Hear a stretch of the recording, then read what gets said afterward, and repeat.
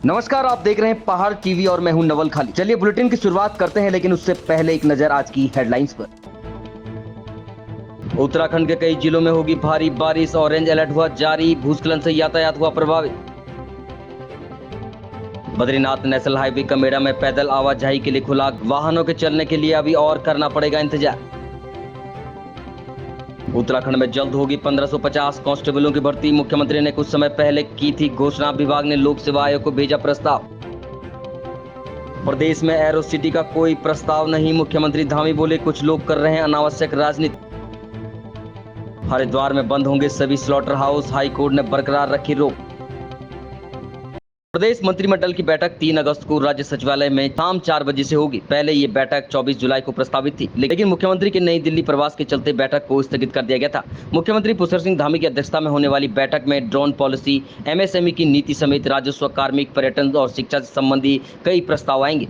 उत्तराखंड में युवाओं के सामने जल्द ही रोजगार के नए अवसर खुलने जा रहे हैं। आपको बता दें कि पुलिस महकमे में 1500 पदों पर भर्ती की जा रही है। इसके लिए पुलिस विभाग की ओर से राज्य लोक सेवा आयोग को अधियाचन भेजा जा रहा है। प्रदेश के युवाओं को अब रोजगार का सुनहरा अवसर मिलेगा। पुलिस विभाग में कुछ समय पहले सहायक सब इंस्पेक्टर के नए पद सृजित हुए हैं। इन पदों के सापेक्ष शासन ने 1700 हेड कांस्टेबलों की पदोन्नति करते हुए इन्हें एएसआई बनाया है, जिसके बाद अब विभाग में कांस्टेबल के लगभग 1550 पद रिक्त चल रहे हैं। इन पदों को भरने की मुख्यमंत्री पुष्कर सिंह धामी ने कुछ समय पहले एक कार्यक्रम में घोषणा की थी। आपको बता दें कि पुलिस महानिदेशक अशोक कुमार ने अधिकारियों के साथ बैठक कर पदों को भरने की प्रक्रिया पूरा करते हुए इसका अधियाचन लोक सेवा आयोग को भेजने के लिए कहा है।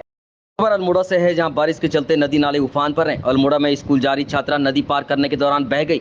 बहन को बचाने के लिए भाई ने भी नदी में छलांग लगा। गनीमत रही कि समय रहते गांव के लोगों की नजर छात्रा पर पड़ गई। बच्चों के चिल्लाने की आवाज सुनकर सभी लोग इकट्ठा हो गए और सहयोग कर बच्ची को बचा लिया गया। मिली जानकारी के मुताबिक विकासखंड लमगड़ा के राजकीय उच्चतर माध्यमिक विद्यालय धनियाल में 9वीं कक्षा में पढ़ने वाली छात्रा ममता आर्य, जो कि थाना मठीना की है और बुधवार सुबह अपने घर से विद्यालय के लिए निकली थी, स्कूल जाने वाले रास्ते में पड़ने वाली सुवाल नदी में बह गई। साथ में जारी 6वीं में पढ़ने वाला उसका भाई गिरीश भी नदी में बहन को बचाने के लिए कूद गया। बच्चों की चीख पुकार सुनकर ग्रामीण भी मौके पर पहुंच गए। कड़ी मशक्कत के बाद छात्रा को सुरक्षित नदी से निकाल लिया गया। सूचना पर स्कूल स्टाफ भी मौके पर पहुंचा और छात्रा को उपचार के लिए प्राथमिक स्वास्थ्य केंद्र बाड़ी छीना भेजा गया, जहां छात्रा का प्राथमिक उपचार कर उसे जिला चिकित्सालय के लिए रेफर कर दिया गया है, जहां छात्रा का उपचार चल रहा है। 2010 से पूछा है कि कितनी बार पिताजी को भी प्रस्ताव दिया है, तो इसमें लोगों की जान में बहुत खतरा बना हुआ है, तो इसमें कोई सुनवाई नहीं हो रही है। ये हादसा कल को किसी के ऊपर भी हो सकता है। इतना आने जाने वाली और रात देखो काम से आते हैं, वो आते हैं, किसी के ऊपर भी हादसा होता है। जैसे हमारी फैमिली के ऊपर हुआ, कल भी हो सकता है कि किसी के ऊपर भी हादसा हो। तो मैं हिदायती से सरकारी उनसे मैं दसाओं जूनियर हाई स्कूल धनियाल में जा रहे थे बच्चे थाना मठीना से। 15-20 लोग हैं बच्चे, और पैर फिसलने के कारण नीचे गहरी खाई में चली गई। तो वहाँ के लोगों ने ही बचाया। वहाँ से दूर पड़ता है, आधे 1 घंटा लगता है। आज जब वो पुल बही थी तब तक उसकी कोई सुनवाई नहीं हुई, इसलिए आज भी टीचर लोगों ने ऊपर हम गेट के पास आते हैं। अब खबर बद्रीनाथ नेशनल हाईवे से है, जहां बद्रीनाथ नेशनल हाईवे कमेड़ा में पैदल आवाजाही के लिए खुल चुका है। रविवार को हुई मूसलाधार बारिश के चलते हाईवे का 100 मीटर हिस्सा बह गया था। ऐसे में चमोली जिले का संपर्क पूरी तरह से कट गया था। वाहनों को रुद्रप्रयाग से पोखरी होते हुए कर्णप्रयाग आना पड़ रहा था, जिसके बाद से प्रशासन और एनएच दिन रात हाईवे को खोलने में जुटी थी। वहीं बुधवार शाम 6 बजे पैदल मार्ग खुल गया है। वहीं वाहनों के आवागमन के लिए अभी और इंतजार करना पड़ेगा। अब खबर विकासनगर से है, जहां इन दिनों बरसात पहाड़ी क्षेत्रों में भारी तबाही मचा रही है, जिसके चलते विकासनगर में लगते जौनसार भाबर क्षेत्र में जगह जगह नुकसान की खबरें सामने आ रही हैं। ऐसा ही कुछ देर रात बरसात के कारण कालसी तहसील के अंतर्गत हरिपुर कोटी मीनस मार्ग पर स्थित खेरवा गांव में देखने को मिला, जहां देर रात मूसलाधार बारिश के कारण लैंडस्लाइड के कारण पहाड़ी से 3 जगह से मलबा आया और मकान और दुकान में घुस गया। वहीं अचानक आए इस मलबे के बाद एक परिवार का सामान और पशु भी बह गए, जबकि पीड़ित ग्रामीण की एक गाय भी इस मलबे की चपेट में आ गई। गनीमत रही कि यहाँ मकान और दुकान में रह रहे लोगों ने बमुश्किल भागकर अपनी जान बचाई। वहीं दूसरी तरफ बरसात और लैंडस्लाइडिंग की वजह से मलबे ने सड़क पर मौजूद वाहनों को अपनी चपेट में ले लिया, जिससे वहां खड़े करीब 6 वाहन मलबे में दब गए, जिसके चलते इस मार्ग से गुजरने वाले वाहनों की लंबी कतारें लग गई। बहरहाल अब देखना ये होगा कि ये मार्ग कब तक सुचारू हो पाता है और पीड़ित ग्रामीणों को हुए नुकसान की भरपाई कब तक हो पाती है। नहीं आया है यहाँ पे, कोई भी नहीं पहुँचा है। सिर्फ एक पटवारी को छोड़ के प्रशासनिक कोई अधिकारी नहीं आया है यहाँ पे। हम तो सुबह रात से परेशान हैं, अभी तक चाय तक नसीब नहीं हुई है किसी को। सारे गांव के लोग भी आए हुए हैं और नुकसान आपको दिख रहा है। एक पशु तो अभी मेरा फिर भी दबा हुआ है, गाय जो आपको दिख रही है। ज़मीन भी मेरी सब बह चुकी है। इसमें जो मैंने पेड़ लगाए थे, जितने भी लगाए थे, इसमें मैंने कम से कम 50 पेड़ चंदन लगाया हुआ था और कम से कम जो 50 पेड़ आम लगे हुए थे जो कुछ फल देने वाले थे, लेकिन वो भी सब तहस नहस हो गया है। मेरा तो मकान के ऊपर भी आपको दिख रहा है सारा कुछ समाप्त हो गया है। अब मैं ये नहीं बता पाऊँगा कि आगे मुझे क्या कदम उठाना है। क्या घटना हुई थी, कब हुआ था ये रात के 12 बजे करीब जो है ऊपर से लैंडस्लाइड हुआ और ये पानी के साथ सारा मलबा चल पड़ा। फिर मैं पशुओं को नहीं बचा पाया, मैं अपने मम्मी को और बच्चों को और अपनी मिसेज को बचाने के चक्कर में मैं ये पशु नहीं बचा पाया, उनको मैं बचा।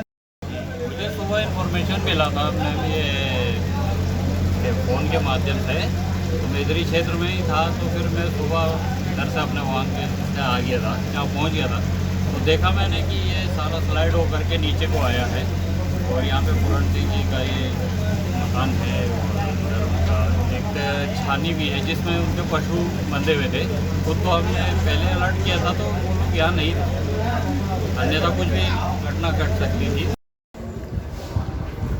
तहसील गायत्री में एक गाँव है खेरवा, वहाँ पर सुबह राजेश टीम को सूचना मिली थी कि मलबा आने की वजह से रास्ता बंद हो गया। एक आधी गाड़ियाँ हैं जो धंस गई हैं और जो आपको पता होगा यहाँ जहाँ पशु रहते हैं उसको छानी कहा जाता है, घर से थोड़ा सा दूर पे होती है। तो छानी में एक मवेशी गाय बंधी हुई थी, वो दब गई है और शेष की जांच के लिए राजस्व टीम वहाँ है, रास्ता खुलवा रही है, जैसे भी मौके पे उपलब्ध है। जब रास्ता खुल जाएगा तो आगे की जांच करके पुष्टि रिपोर्ट प्राप्त हो पाएगी। ये जो मलबा है ये पहाड़ का है या रोड कटिंग का है, क्या बताया जा रहा है? हाँ, अभी तो ऊपर से ही आया है, तो फिलहाल कंफर्म रिपोर्ट अभी प्राप्त हो जाएगी। अब खबर कोटद्वार से है, जहां नजीबाबाद से 4 युवक कोटद्वार घूमने के लिए आए थे। इसी बीच चारों युवक कोटद्वार दुगड्डा के बीच लाल पुल के समीप खो नदी में नहाने के लिए उतर गए। नहाते समय एक युवक अपना संतुलन खोने की वजह से डूब गया। साथ ही के डूबने से बाकी युवक घबरा गए। एसडीआरएफ और पुलिस द्वारा डूबे हुए युवक का शव पीडब्ल्यूडी के समीप बरामद किया गया। पुलिस से मिली जानकारी के मुताबिक मृतक का नाम लव कुमार है, जो कि नजीबाबाद का रहने वाला है। वहीं अन्य सुरक्षित युवकों में ऋषभ, दिनेश और रूबी, वो भी नजीबाबाद के रहने वाले हैं। आपको बता दें कि इन दिनों नदियां अपने उफान पर हैं, जिससे इनमें डूबने का खतरा लगातार बना रहता है। अब खबर नैनीताल से है, जहां सरोवर नगरी नैनीताल में कैबिनेट मंत्री और जनपद प्रभारी रेखा आर्य ने आपदा के दौरान जो नुकसान हुआ उसका निरीक्षण कर अधिकारियों और कर्मचारियों के साथ समीक्षा बैठक में मंत्री ने कहा कि मानसून सत्र में कब और कहां किस प्रकार की आपदा आ सकती है, उसमें किस तरह से जनहानि और जान माल का खतरा बना हुआ है, उसको देखते हुए अधिकारियों को अलर्ट मोड पर रहना चाहिए। उन्होंने जिले में आपदा के कार्यों को तेजी से करने अधिकारियों को शाबाशी भी दी। मानसून सत्र में ये संभावनाएं बनी रहती है कि कब कहाँ कौन सा लैंडस्लाइड होगा, कब कहाँ किस प्रकार का कोई क्षति होगी, क्या वो सार्वजनिक संपत्तियों की क्षति होगी या निजी संपत्तियों की क्षति होगी। इस प्रकार की कई संभावनाएं प्राकृतिक आपदाओं की बनी रहती हैं। इस बीच में जनपद नैनीताल में भी कुछ प्राकृतिक आपदाएं रहीं और उन प्राकृतिक आपदाओं में चाहे हमारा ये रामनगर का पिरुमदारा क्षेत्र का रहा हो, चाहे हमारा ये भरतपुर बंपापुरी रहा हो, चाहे काठगोदाम राखा मार्ग रहा हो, चाहे हमारे गोला नदी का अप्रोच पुल रहा हो, चाहे हमारा रेलवे स्टेशन का भू कटाव का मामला हो, चाहे हमारा ग्राम हली का विषय हो, चाहे हमारा बलिया नाला का विषय हो, चाहे राजभवन वाली बात हो या किलबेरी पंगोट मार्ग की बात हो, ये सारे विषय मेरे संज्ञान में आए और निश्चित रूप से मेरी जिम्मेदारी भी बनती थी कि हम इन स्थलों का भौतिक निरीक्षण भी किया जाए ताकि वाकई क्या स्थिति है और वाकई आपदा प्रबंधन ने और जिला प्रशासन ने उस पर कोई काम किया या नहीं किया। तो इन सब चीज़ों को मैंने खुद प्रत्यक्ष रूप से हमारे वहाँ के सम्मानित विधायकगण, चाहे वो राम सिंह चड्ढा जी हों, चाहे हमारी सरिता दीदी हों, वो मौके पर रहे, हमारे जिला संगठन के हमारे अध्यक्ष भी मौके पर रहे और हमने बहुत ही निरीक्षण किया और निरीक्षण करने के साथ ही मौके पर ही संबंधित अधिकारियों को निर्देश दिए कि चूँकि सरकार के पास में आपदा से निपटने के लिए बजट में कोई कमी नहीं है, इसलिए बजट का रोना बिल्कुल ना रोए, बजट तुरंत निर्गत करें और समय रहते हुए समय के अंतर्गत कार्य को पूर्ण करने का काम करें। उत्तराखंड विधानसभा के अध्यक्ष रितु खंडूड़ी ने अपने परदादा घनानंद खंडूड़ी की पुण्य स्मृति के अवसर पर मसूरी के अटल उत्कृष्ट विद्यालय घनानंद इंटर कॉलेज पहुंचकर पौधारोपण किया। आपको बता दें कि देहरादून मुख्य शिक्षा अधिकारी दीपक रावत और स्कूल प्रधानाचार्य रवि उनियाल द्वारा रितु खंडूड़ी का भव्य स्वागत किया गया। इस मौके पर स्कूल के छात्र छात्राओं द्वारा लोक संस्कृति पर आधारित कार्यक्रम भी प्रस्तुत किए गए। स्कूल प्रबंधन द्वारा रितु खंडूड़ी को स्कूल के विकास और शौचालय निर्माण के लिए 30 एकड़ की भूमि पर लोगों द्वारा किए जा रहे अतिक्रमण को हटाए जाने के साथ साथ स्कूल की बाउंड्री चिन्हित कर तार बाड़ लगाने की मांग की। रितु खंडूड़ी ने बताया कि उनके परदादा घनानंद खंडूड़ी ने मसूरी में 30 एकड़ की भूमि घनानंद इंटर कॉलेज को दान में दी थी और आज स्कूल लगातार प्रगति की ओर अग्रसर है। लेकिन आपको बता दें कि यहाँ अतिक्रमण की चपेट में भी स्कूल आ गया है। अब देखना ये होगा कि विधानसभा अध्यक्ष इस अतिक्रमण पर क्या कार्रवाई करती हैं। देखिए, मुझे बहुत अच्छा लगता है। मैं यहाँ जब भी पहुँचती हूँ और आज यहाँ पे पहुँची हूँ, हमारे मेरे पिताजी के परदादा जी घनानंद खंडूरी जी, उनके समय का ये सोच रही कि हमें शिक्षा को बढ़ावा देना चाहिए और उन्होंने यहाँ पर ज़मीन दान की ताकि एक अच्छा स्कूल चल सके। और मुझे खुशी है कि आज ये अटल उत्कृष्ट विद्यालय हो गया है और साथ ही साथ यहाँ पे जो टीचर्स हैं, जो प्रिंसिपल्स हैं, उनके अच्छे काम की वजह से धीरे धीरे यहाँ पर बच्चों की तादाद भी बढ़ रही है। और इसको और कैसे हम सुदृढ़ कर सकते हैं और कैसे अच्छा कर सकते हैं, क्योंकि ज़मीन की कोई कमी नहीं है, जगह बहुत सुंदर है, आसपास के कैचमेंट एरियाज़ प्राइमरी स्कूल्स के काफ़ी होंगे, बहुत अच्छे यहाँ पर बोर्डिंग स्कूल्स चलते हैं। तो बहुत सारा विचार हुआ है कि हम इस जो स्कूल को और बढ़िया कैसे कर सकते हैं, क्योंकि दान दी हुई चीज़ है, शिक्षा के लिए दी हुई चीज़ है, मेरे परिवार ने दी है। तो मैं चाहूँगी कि यहाँ पर और अच्छा हम बच्चों को शिक्षा दे सकें। आज कारगिल में जो हमारे शहीद हुए थे, उसका आज विजय दिवस है, शौर्य दिवस है। सबसे पहले मैं सभी जिन जाबाजों ने जान दी ताकि झंडा कारगिल के पहाड़ियों पर लहरा सके, उनको मैं नमन करती हूँ।